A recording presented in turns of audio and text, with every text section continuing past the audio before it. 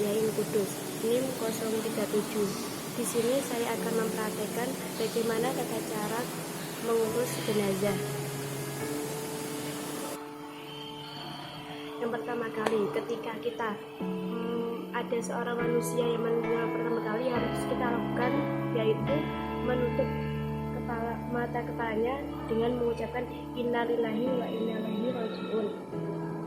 Dan saat memandikan seorang mayit, posisi mayit dengan permukaan bumi harus lebih tinggi daripada permukaan bumi, dikarenakan apabila tetesan dari seorang mayit tidak terkena kembali oleh seorang mayit. Dan yang memandikan seorang mayit haruslah orang yang dapat dipercaya. Maksudnya, apabila orang yang memandikan tersebut melihat sebuah aib dari seorang mayit, disunahkan untuk tidak memberitahukan kepada orang lain. Dan begitu pula sebaliknya, apabila orang yang memandikan tersebut melihat kebaikan dari seorang mayit, wajib untuk memberitahukan kepada orang lain.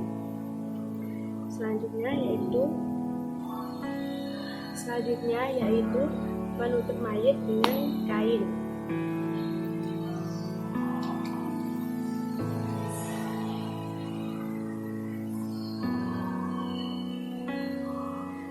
Diusahakan saat menutup mayit dengan kain ini tidak terlalu rapat dengan seorang mayitnya, karena dikhawatirkan nanti malah menjadi sebuah penghalang masuknya air ke dalam merasapnya air kepada seorang mayit. Yang kita butuhkan dalam memandikan seorang mayit yaitu ada 3 air, yaitu yang pertama air daun bidara atau daun bidara. Yang kedua yaitu untuk membidasnya dengan menggunakan air suci mensucikan atau air mutlak. Dan yang terakhir yaitu menggunakan air kapur barus. Kita misalkan ya, ini yang pertama kali air daun bidara.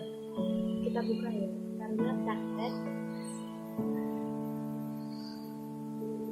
Misalkan ini yang pertama kali air daun bidara. Kita ratakan seperti ini.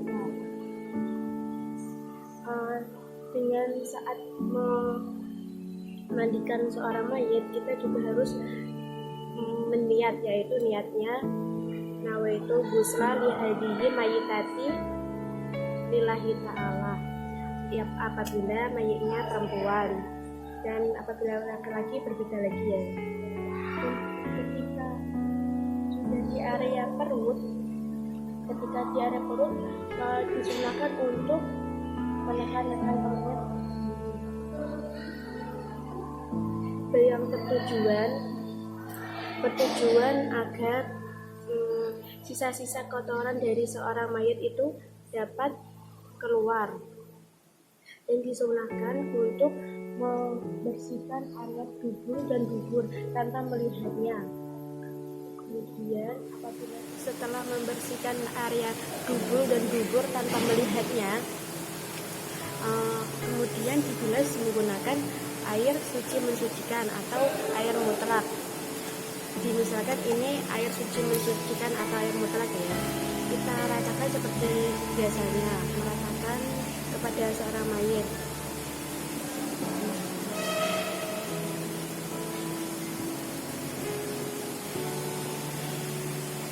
Setelah selesai, dibilas menggunakan air suci mensucikan atau air mutlak. Yang terakhir yaitu dengan air yang ketiga, yaitu air kapur barus. Seperti biasanya diratakan.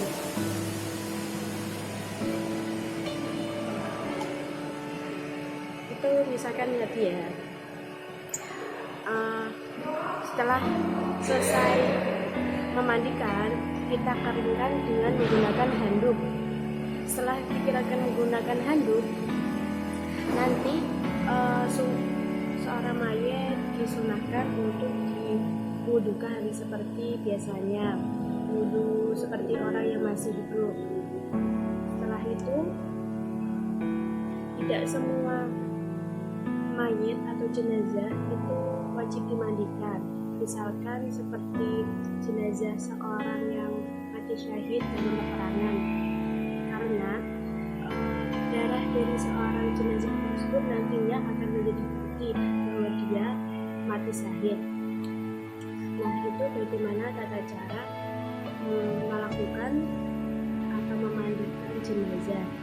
Selanjutnya nanti kita akan lanjutkan bagaimana tata cara mengkafani seorang jenazah, yaitu sesi mengkafani mayit. Yang pertama kali kita lakukan yaitu meletakkan tali-tali untuk si mayit, yaitu kita prakteknya menggunakan jenazah perempuan, maka kita menggunakan 5 tali. Selanjutnya yaitu